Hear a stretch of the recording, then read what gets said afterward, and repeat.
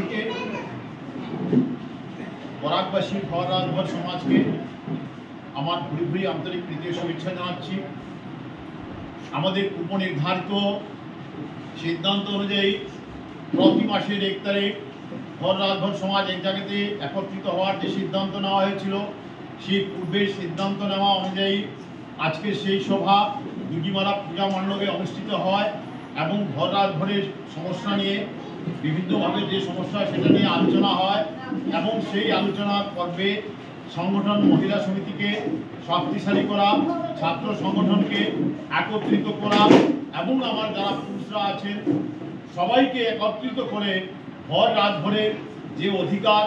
যে সমস্যা সে আদায়ের ক্ষেত্রে আমার আস্থা সেই